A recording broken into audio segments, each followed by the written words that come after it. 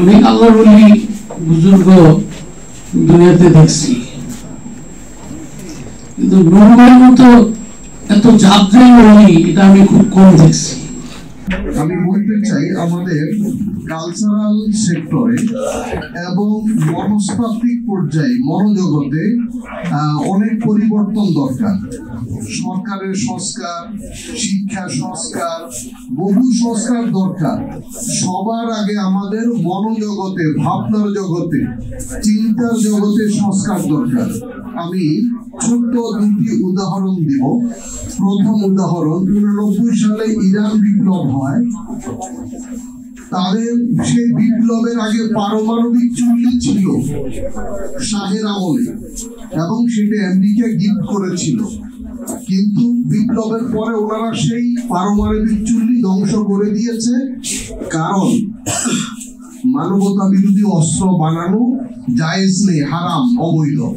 ঠিক আছে, তারপরে যখন চারদিক থেকে চাপ আসতে লাগলো, 2000 সালের পরে এসে ওনারা আবার পারমাণবিক অস্ত্র উৎপাদনের চেষ্টা করছেন। যদিও খাতা কলমে বলছেন এটি শিক্ষার জন্য, গবেষণার জন্য, কৃষির জন্য, বিদ্যুতের জন্য, কিন্তু আসলে ওনারা কাজ করছেন।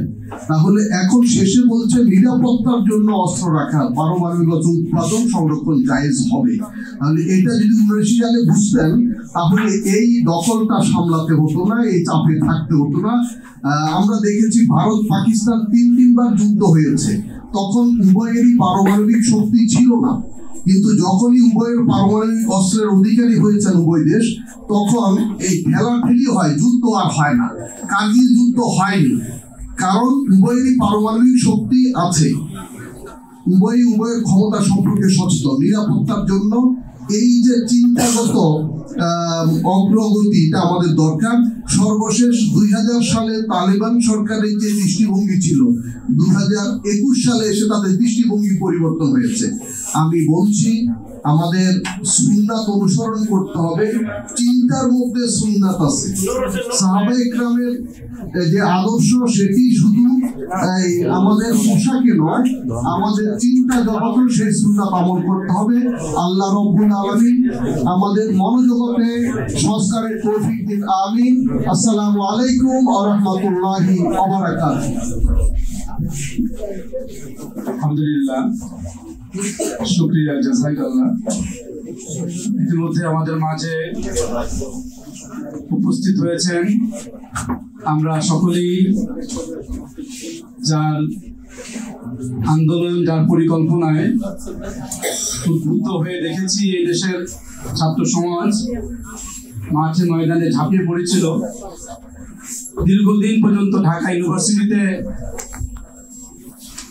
ছাত্র সংসদ নির্বাচন হয়নি।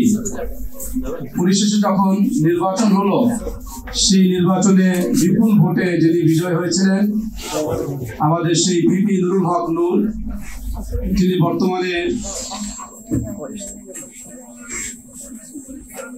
গণ অধিকার পরিষদের সম্মানিত সভাপতি, তিনি আমাদের মাঝে তাশরিফ এনেছেন। আমরা ইসলামিক কালচারাল পক্ষ থেকে ধন্যবাদ জানাচ্ছি।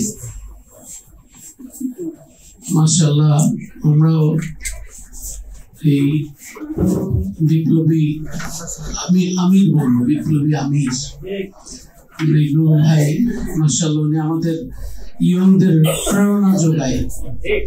আমি তো পড়ে আছি, অনেক আল্লাহর ওলি বুজুর্গ দুনিয়াতে দেখছি, কিন্তু নবীর মতো এত জাদুই ওলি এটা আমি খুব কম দেখছি। কিভাবে ওনাকে যখন নির্যাতনের স্টিম রোলারের মুখে ডান্ডা বেড়ি করা অবস্থায় নিয়ে যাচ্ছে, তখন উনি বলতেছে কি 90% তো পড়েই গেছে, আর 10% ধাক্কা দিলে পড়েছিল। 2 দিনের মাথায় ঠিকই পড়ে গেছে, কথা ঠিকই হবে। ইত্তাকু আন ফিরাসাতিল মুমিন ফাইন্নাহু ইয়ানজুরু বিনুরিল্লাহ। আল্লাহর নবী বলে মুমিনের একটা আলাদা এক্সট্রা পাওয়ার আছে, সেই পাওয়ারে বাহ্যিক দিকে একরকম দেখে, ভিতরে অন্তর্নিহিত অন্য কিছু দেখে। আমি ধন্যবাদ জানাই সেই কথাকে। আমাদের অবশ্য ইসলামী আন্দোলনের ফজলুল করিম সাহেব বলছে এই সরকারকে উৎখাত না করে ভাষায় ফিরবো না, তবে 7 মাস পরে ঠিকই ওরা উৎখাত করে ফিরেছে। যদি মাঠে কেউ ছিল না, কোন রাজনৈতিক দল তাদের ব্যানার নিয়ে মাঠে নামার কোন সাহস করে নাই।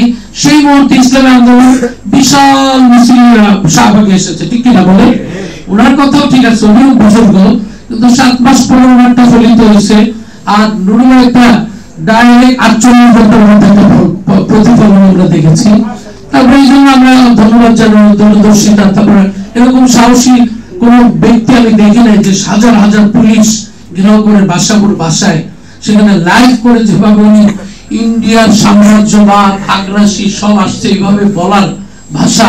এজন্য আমরা ইসলামিক কালচারাল ফোরামের পক্ষ থেকে নুরুল ভাইকে ধন্যবাদ জানাই এই সাহসী বক্তব্যগুলো।